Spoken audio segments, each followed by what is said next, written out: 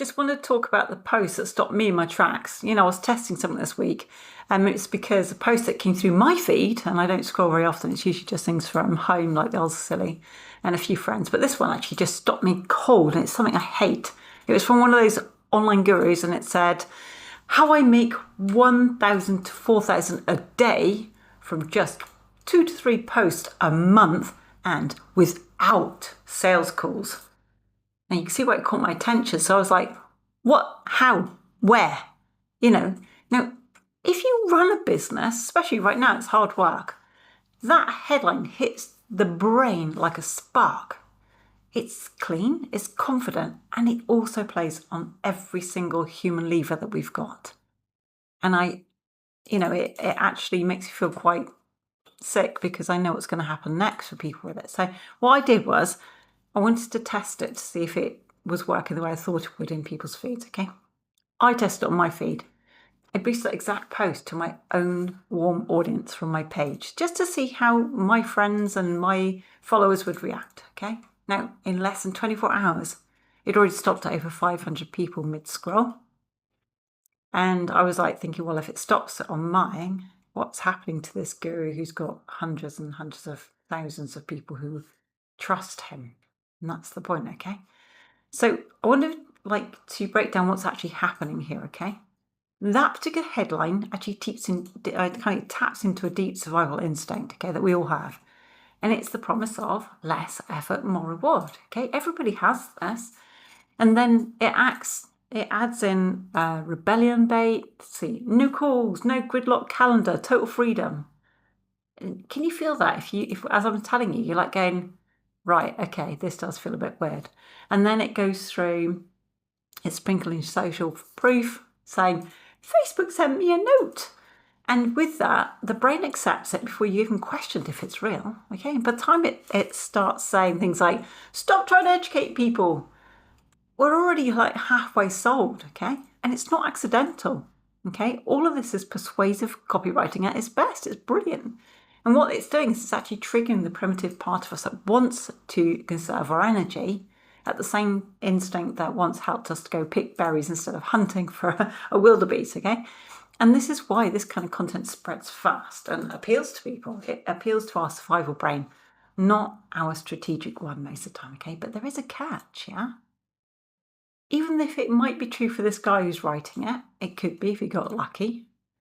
Around 90% of the people who actually buy from posts like that will never even implement what they buy, okay? Because the types of people who will go to the next step are usually seduced by the ease and not prepared for the actual reality of what they'd have to do. And what happens is that creator knows that, and it makes a lot of money from that first rush.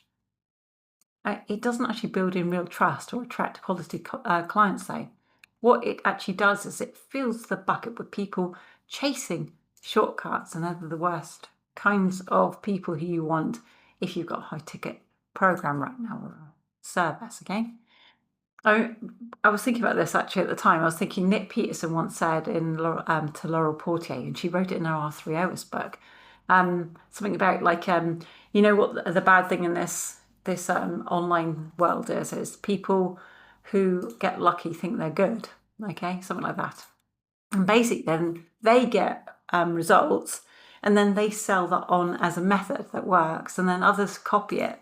And then what happens is, because that one person became very famous on it, because you're selling all those courses, everybody copies it. The market is flooded with identical hooks, and also flooded with very disappointed buyers, okay? It's like a flow in it, I guess, like this. So the question is, what's the alternative, okay, if persuasive copywriting isn't the key right now? Well, we came across an ecosystem that 𝗪𝗶𝘀𝗀 teaches, okay? And the reason why I use it is because there is no manipulation. There are no tricks to it. It really is just honest visibility. It's you showing up as yourself and showing what you do. And showing what you do so that people who want what you've got know who you are and what it is you do. And you have to do it consistently. Otherwise, you'll get lost in all that noise right now that's online, okay? If you are a local business, much easier, because you can just be yourself and you'll get referrals. Now, the way that we build this right now is actually really easy. We use something called power content, which are 3 to 5 minute videos which are educating your audience, showing them how you solve their problems, basically, and showing that you are an authority on it, okay? And you do this by speaking directly to your ideal clients to give them complete clarity on what it is you do. That gives them that certainty, which then builds into trust, okay? If you know what you do and you're showing people you know what you do by educating them over a 3-minute to 5-minute video, and they're looking for that solution to their problem, they're going to come and watch you, okay? Now, we've got something really cool that happens with that these days, and that is something called on-platform action, where, let's take Facebook site as the easiest. Facebook will actually save that person's data, and right now with the Andromeda update, it's even stronger because it's watching what we do, and as well as latency has become even more efficient. So you will find yourself, like, let's say I need to buy a new eraser, and you go and look at one online, you'll find that Facebook now will be targeting you things about erasers in your feed, okay? So that's latency. That's happening with a lot of us. You watch it, it's happening. It's got much faster than it used to be even. And then on the back of that, once you've got your power content out and the on-platform action is saving all those people, we call it a warm audience. Now as well, even easier than before, is if you keep doing very relevant content, Facebook's actually taking your ads and puts it in front of the people who actually showed an interest. Now, we used to actually build systems to make sure this happened. And if you're still building those systems, it means it's even more powerful than letting the algorithm do it for you. But if you're building quality content, first of all, that actually speaks to your ideal clients and solves their problem, then they're going to sit and watch you. And then if you're retargeting ads, your other content you're putting out, your written posts, your videos, your long form videos, Facebook's going to put you back in front of those people again, which keeps your face familiar until the trust just naturally builds, as if you were living in a village and wandering the street every day down to your cobbler's shop. So every time someone's got a hole in the shoe, they know who to come because you're the cobbler and they know that you're there. Okay, that's just a very basic example that this is how it works. Yeah, keeps your face familiar. Keeps you it reminds people that you're the person who knows what they're doing for solving their problem. Okay.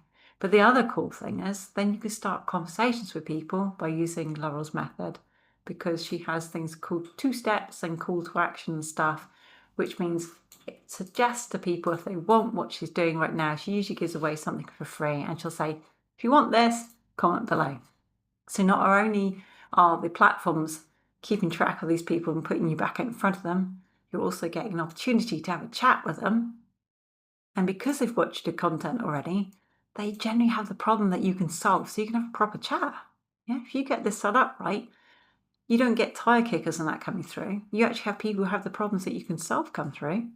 And then you actually get to learn more about those people, and you can actually create even better content based off those conversations. Plus, you can also help those people as well with your service. Now, it might feel a bit slower to start with, but what you find is you're bringing the people who actually want what you've got. That actually cuts out sales, guys. Can you imagine cutting out sales where people just go, hey, you've got that thingamajig that I want that solves my whatchamacallit problem. Can you help me? Yeah, it's kind of worth it. You could do sales too. Don't forget that there's always 2-3% of people always want to buy into something, whatever you got now. And if you're the one showing up all the time, they'll come to you because they know you've got what they need, okay? But with this method, you're building trust like you would in a small community. People are seeing you often on their magic machine, so you can't see that. It's my phone. But it's like being in a small community again, which is why I love that. Because people see you, they see you all the time, they understand what you do, and they get to reach out when they're ready. Not because they were pressured into something that they're not sure about, and which gives something called buyer's remorse. Don't know if you've ever done a lot of sales and then had to deal with the aftermath. If you just do sales, it's different. But if you're like a business and you do everything, doing sales and persuading people to buy what you've got, you're going to have a huge number of people going, I didn't actually want this. Can I have my money back, please? Especially if you're giving them the guarantees and stuff, which have been taught as well over the last few years. But this video method and written posts and all that kind of thing is what modern marketing can be. Very simple, very honest, rooted in relationships, yeah, and conversations and actually connection. And while other stuff might be working for a while, this just keeps working long after any hype fades.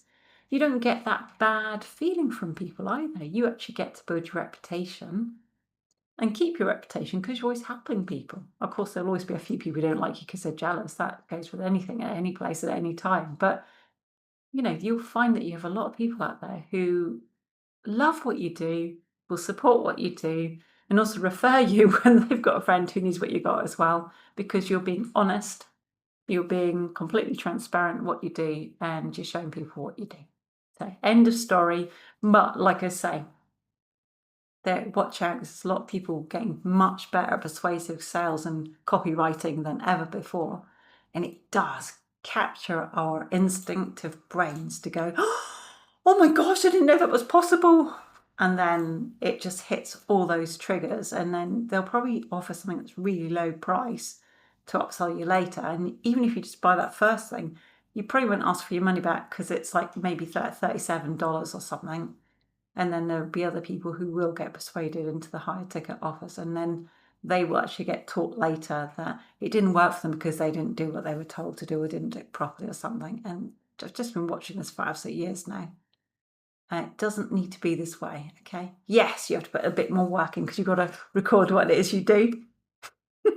But guess what? That's actually really rewarding. Really rewarding. Okay, over and out.